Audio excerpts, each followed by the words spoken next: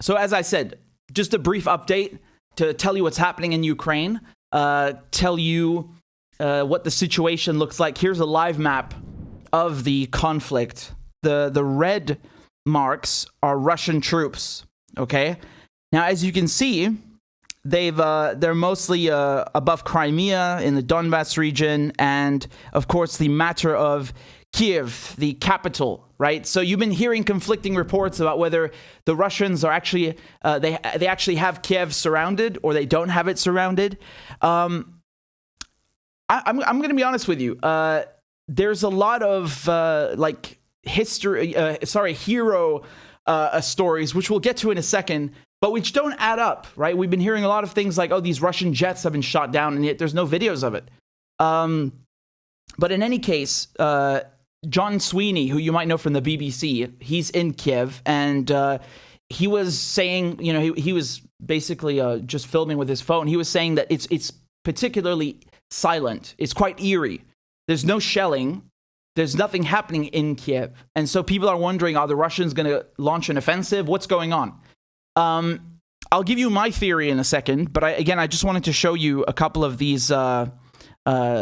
This channel over here has been making maps, which are quite interesting, showing you the progression from day one, right, of the Russian forces going into Ukraine.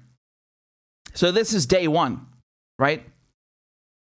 So you can see Kharkiv not doing too well. I'm going to fast forward over here to day 4. So Kiev isn't taken as of now, as of day 4, and Kharkiv is there's heavy fighting there, right? From what I'm seeing. Now, this is very interesting because another huge escalation in this fight now, as the Western media, they're calling it an escalation. I'll give you my thoughts afterwards. But Vladimir Putin, the Russian president, has put the deterrent forces on high alert. Now, I'm going to do a whole segment on that in a moment, but when we say deterrent forces, I'll translate that for you. It means nuclear, okay? So while that sounds very worrying, at the same time, there's actually some good news.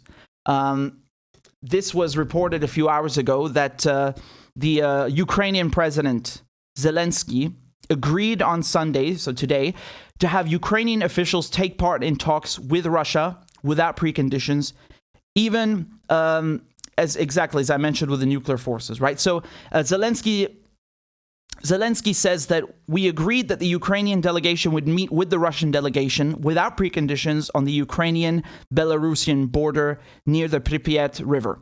So that's good. I think everyone in the world is in agreement. The best thing would be for the war to stop and everyone come to an agreement. I think that is without question the number one objective, and I really hope that it works out.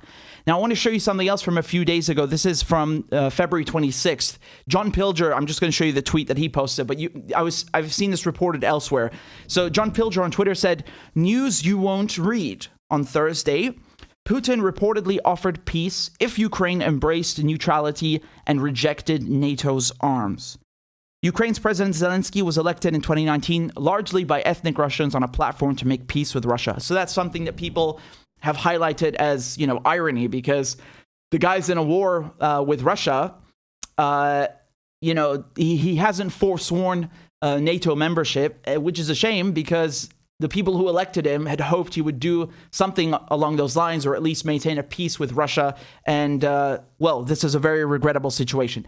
But this is very interesting because what I saw reported, and this was from Sputnik, so of course you'll have your regular neoliberal Democrat trolls saying, Kremlin news, whatever.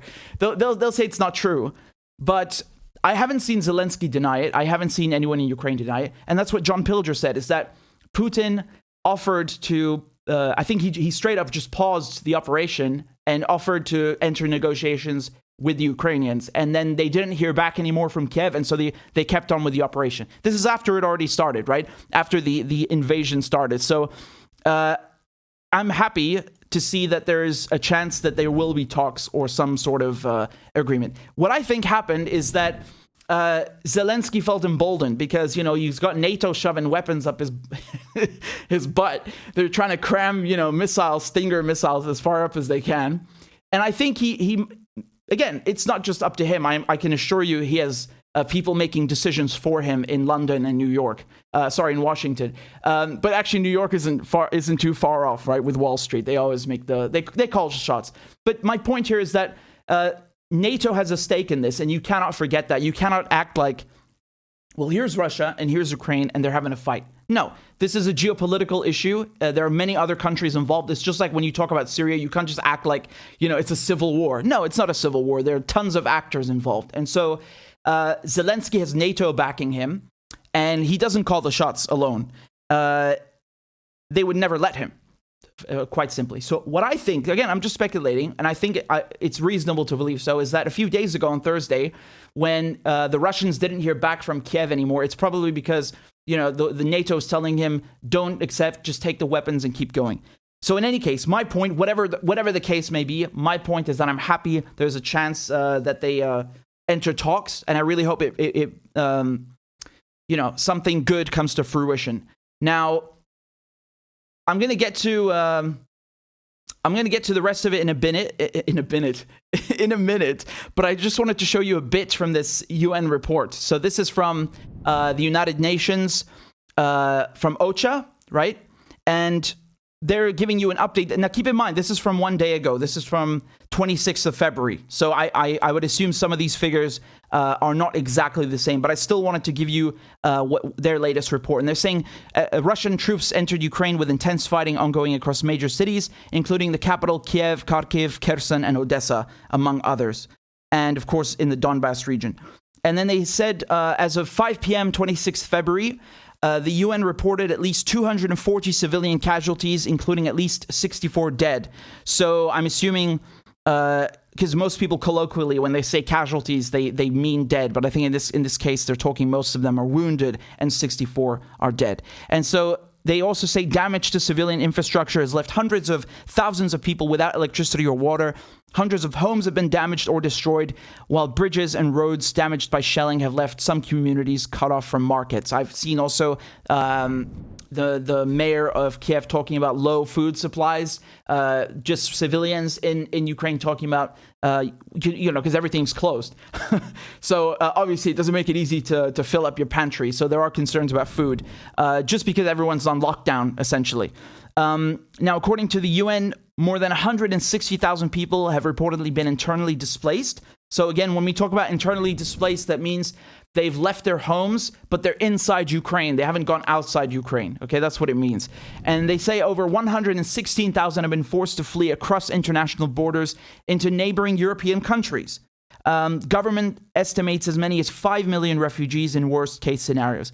And of course, there's been a lot. I'm going to get into the situation at the border where people are trying to get into Poland, for example. Some really, really racist stuff going on, which I'll break down in a second for you. But yes, there are lots of people who are internally and internationally displaced now as a result of the conflict. It's always very, very tragic. Having seen that happen in Syria, my heart goes out to them. I don't think anyone should have to live through that. That sucks. That's really bad. And in any case, expect these figures to be a bit different now because this was from 1 or 2 days ago. Another update that I can give you, the EU has shut down its airspace for Russian planes. So this is from the BBC. These are the countries that have, you can see in blue, the countries that have planned an airspace ban for Russian flights. So the way that the EU has put it, they've said, well, we're not going to let any more Russian planes through European airspace. And that includes the oligarchs, right?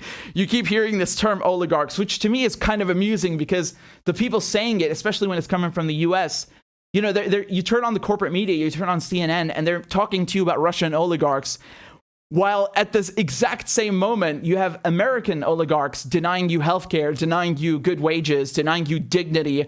So, it's like, the focus of it is really, it's something. Anyway, so the EU Commission, the head of the EU Commission, Ursula von der Leyen, she announced this, and we'll play you a couple of videos from her in a moment. But yeah, basically all such planes, including the private jets of oligarchs, as I told you, will now be unable to land in, take off from, or fly over any EU nation. And so as a result, Russian plans have also been banned from UK airspace.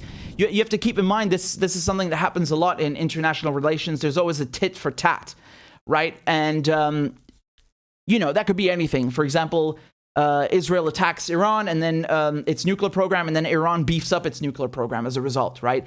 The UK bans CGTN and then China bans the BBC. Here, the EU bans Russian planes, Russia bans UK planes, and so on, right? There's always a tit for tat.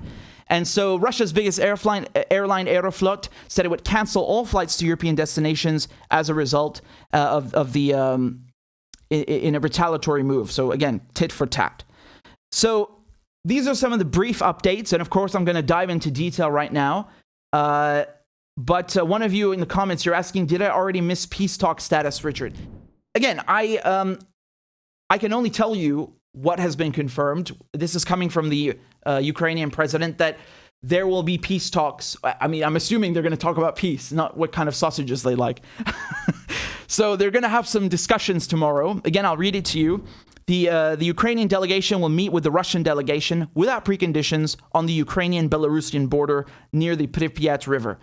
Again, I only hope for the best for both parties. I think this is really important. Now, I'm just speculating, but what I think is that the Russians have refrained from really launching a full offensive. And I'll elaborate more on that in a second, but I think the reason for that is they've wanted. I mean, you've had civilians that have already been killed. I just read them to you, the figures. But my point is that I don't think it's worse because the Russians are trying to avoid killing civilians. Right? That's why they haven't flattened the capital city or seized the government buildings. And so what I think they're trying to do is create leverage, as we've been talking about, in order to force the Ukrainian government's hand and so on. You've seen a lot of talk in the mainstream media about Vladimir Putin wanting to, unleash 200,000 troops, and it's going to be like a D-Day Normandy invasion. And he's going to go to he's going to go to Kiev, and he's going to install a puppet government after he overthrows the Zelensky. I mean, that hasn't happened. Look, let's not kid ourselves here. This is Russia we're talking about. They have more nukes than any other country. If they really wanted to, they would have taken Kiev by now. They would have seized the government buildings and already put a puppet in place. That's obviously not the strategy. That's what the Western press thinks the strategy is, but very obviously it's not. And so what I think they're trying to do is create leverage to force the Ukrainians into negotiations. Again, it's very funny because while people are appalled at this, it's actually an American thing. They call it coercive diplomacy, and Nixon used this famously during the Cold War in Vietnam.